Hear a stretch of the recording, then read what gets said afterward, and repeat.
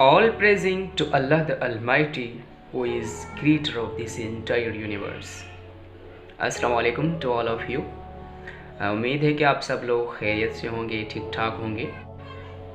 बहुत सारे मेरे स्टूडेंट्स इवन के रिलेटिव्स और बहुत सारे मैसेजेस आते रहे कि सर लॉ एडमिशन टेस्ट की प्रिपरेशन के लिए पर्सनल स्टेटमेंट कैसे लिखी जाती है। असल में होता क्या था कि जैसे ही लॉ एडमिशन टेस्ट का कॉन्सेप्ट आया तो जो पर्सनल स्टेटमेंट होती थी, पर्सनल स्टेटमेंट में ये होता था कि हम सब कुछ अपने बारे में बताते थे, हमारी फैमिली, हमारी एजुकेशन, हमारा एक्सपीरियंस, ये वो सारी चीज़ें हम डिस्कस करते थे। लेकिन अब क्या हुआ, जो लास्ट टाइम में टेस्ट हुई थी उसमें पर्सनल स्टेटमेंट का जो टॉपिक था it was totally changed and students were so amazed to see that how to write the personal statement of that topic because they had made themselves prepare for the personal statement which actually was not in the last time in examination or in test.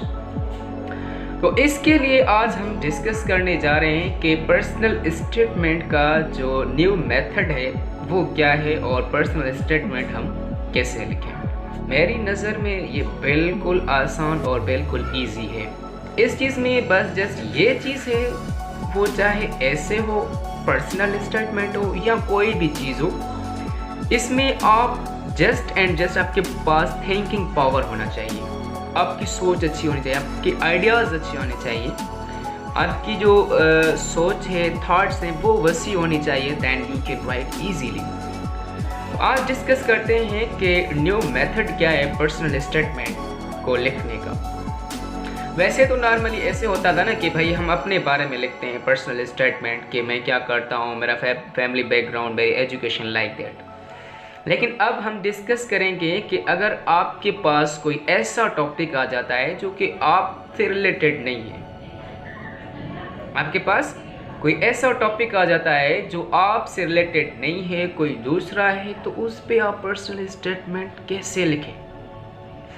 Personal statement का आप ऐसे मतलब ले सकते हैं कि जो कुछ भी आप उस टॉपिक पे बारे में लिखते हैं, सोचते हैं, that is the personal statement. यानी कि आप खुद लिखें, जो आपकी स्टेटमेंट है, आप जो इस टॉपिक को कैसे देखते हैं, ये चीज़ आप लिखेंगे तो that is the personal statement.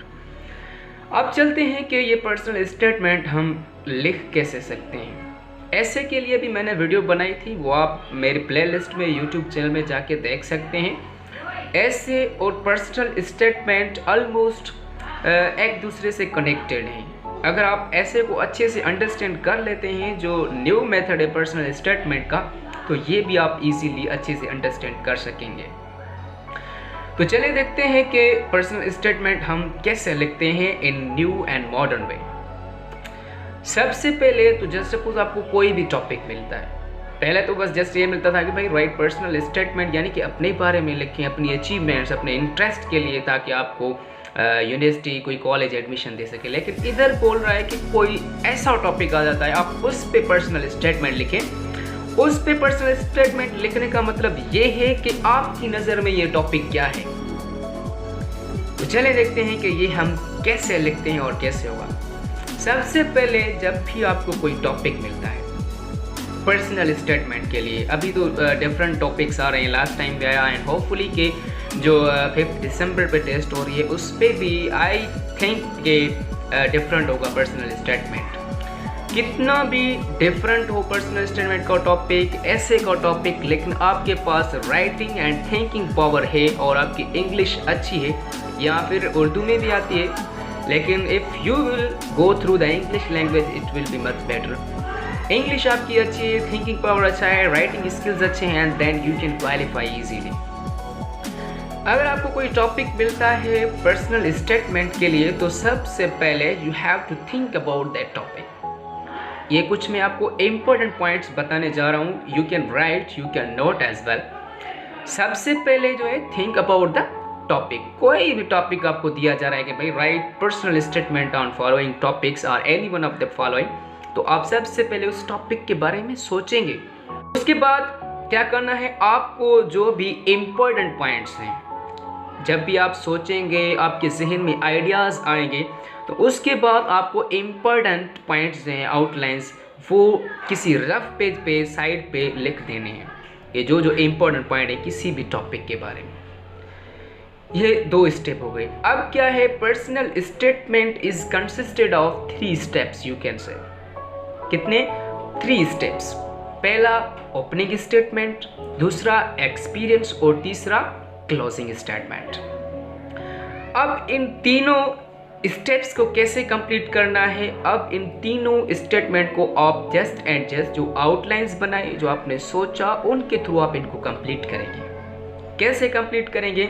सबसे पहले जो ओपनिंग स्टेटमेंट है उसमें आप इंट्रोडक्शन लिखेंगे। जो भी टॉपिक आपको दिया जा रहा है उसके बारे में इंट्रोडक्शन लिखेंगे और उसका कुछ बैकग्राउंड लिखेंगे। कोई भी टॉपिक हो, ज़रूरी नहीं है कि आपको कोई पर्टिकुलर टॉपिक दिया जा रहा है, कोई भी टॉपिक आपको अगर दिया जा रहा है तो आप उसके बारे में इंट्रोडक्शन लिखें और उसके साथ उसका बैकग्राउंड भी लिखें, ठीक है। और जो एक्सपीरियंस यानी कि सेकंड स्टेप था पर्सनल स्टेटमेंट में, आप जिसको बॉडी भी कह सकते हैं, जैसे कि हम ऐसे में पढ़ते हैं, तो उसमें क्या करना है आपको, एक्सपीरियंस में क्या करना है, उसमें आपको वो सारी चीज़ें पुट करनी हैं जो कि आपने आउटलाइंस में लिखी हुई हैं। जो चीज़ें आपने आउटलाइंस में लिखी है उनको, उनमें से एक एक पॉइंट को एक एक पैराग्राफ में लिखना है इंट्रोडक्शन के बाद। 5, 6, 7 जितने भी आपने वो आउटलाइंस बनाई हैं, एक आउटलाइन को आप एक पैराग्राफ में कंप्लीट करेंगे। तो I think 200 words personal statement होगी तो आप इजीली कर सकेंगे। और उसके बाद ये 2 स्टेप हो गए। पहला, ओपनिंग में आप इंट्रोडक्शन और बैकग्राउंड लिखेंगे किसी भी टॉपिक के बारे में जो भी आपको दिया जा रहा है। दूसरा, एक्सपीरियंस या फिर आप कह सकते हैं कि बॉडी, उसमें आप वो सारी चीज़ें लिखेंगे जो आपने आउटलाइंस में बनाई हुई हैं। ईच पॉइंट को आपने इंडिविजुअली एक पैराग्राफ में एक्सप्लेन करना है। और उसके बाद आता है क्लोजिंग स्टेटमेंट, या फिर आप ऐसे कह सकते हैं कि कंक्लूजन। उसमें आपको क्या करना है कि आपका जो भी, उसमें आपको ये एक्सप्लेन करना है कि what do you think about the above what actually you have explain. जैसे कि हम कंक्लूजन लिखते हैं एग्जाम्स में भी, तो आप सिंपली ऊपर जो भी लिख के आए हैं उसके बारे में जो आपकी राय है, आपका ओपिनियन है, वो आप एंडिंग नोट में क्लोजिंग स्टेटमेंट में लिख सकते हैं। तो ये 3। और आप एक जहन में और बात रखें, जो भी आप आउटलाइंस को एक्सप्लेन कर रहे हैं तो हर एक पॉइंट को, हर एक आउटलाइन के पैराग्राफ को आपको डिफरेंट वे में एंड करना होगा। सेम वे में नहीं, different outline shall be closed, shall be ended in different way, like that you have to do.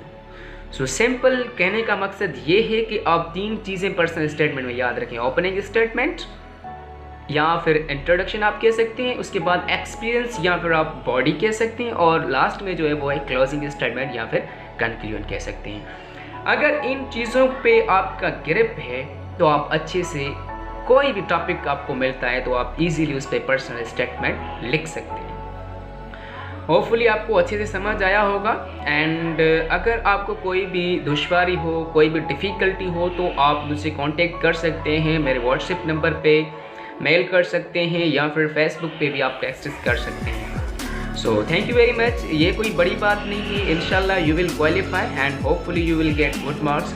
Thank you very much, and inshallah we'll be meeting again next videos. Stay blessed.